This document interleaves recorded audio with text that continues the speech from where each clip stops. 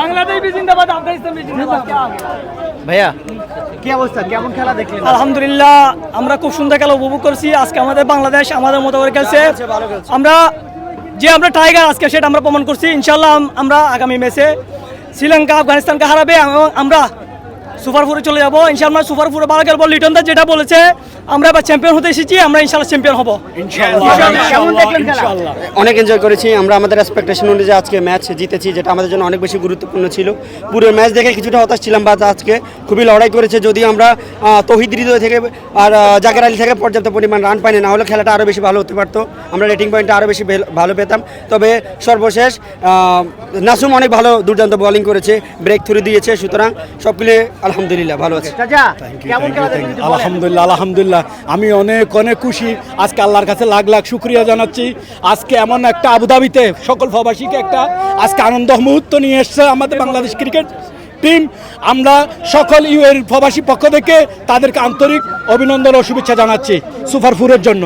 ইনশাআল্লাহ অনেক কষ্ট করে মাঠে আসেন খেলা দেখতে, আপনি মনে হয় যে একজন ভাগ্যবান ব্যক্তি যে মাঠে এসে বাংলাদেশকে জিতিয়ে বাসা যাচ্ছেন। এখন কেমন লাগছে? অবশ্যই জেতার জিনিসটা খুবই আনন্দময়। বাংলাদেশের আবহাওয়া আর দুবাইয়ের আবহাওয়া অনেক পার্থক্য।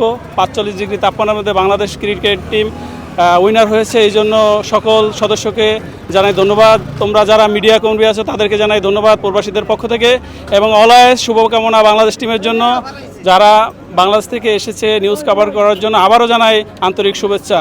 আসসালামু আলাইকুম। কালসার তুমি কিছু বলো। আলহামদুলিল্লাহ, বাংলাদেশ আজকে খেলাটা অনেকদিন পর একটা ভালো একটা ক্রিকেট খেলা দিছে। আর বিশেষ করে আমি হলো মুস্তাফিজের খেলায় খুব হ্যাপি, কারণ মুস্তাফিজ লাস্ট সময় যেই দলের জন্য যেটা প্রয়োজন সেটাই দিছে। এক কথা অসাধারণ।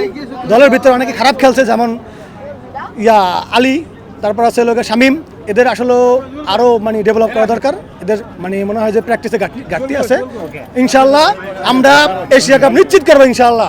আসসালামু আলাইকুম। আসলে আমাদের দুইটা পার্ট টাইম বলার, এই দুইটা বলার জন্য বাঙালি में नहीं बोलो, उर्दू में बोलो। দুইটা আজো আমাদের দুইটা বলার শুধু একটু টেনশন দিয়েছে, যেটা পার্ট টাইম বলার।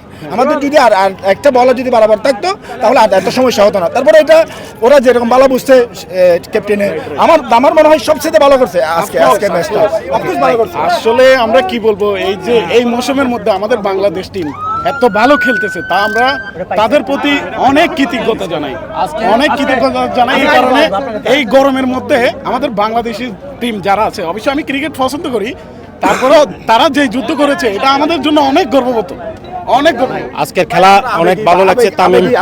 তামিমের ব্যাটিং, অ্যাটাকিং ব্যাটিং, বার করে ব্যাটিং, তারপর বোলিং মুস্তাফিজুর রহমান।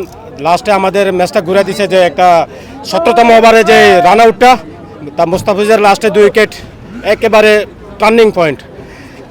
অনেক কষ্টের বিনিময়ে আমরা আজকে আমাদের রানটা আরো বেশি হতে পারতো। আমাদের লাস্ট 40-45 বলে আমরা মাত্র 50 রান 52 রান করেছি। ওইখানে আমরা ম্যাচের ব্যাকফুটে চলে যাই।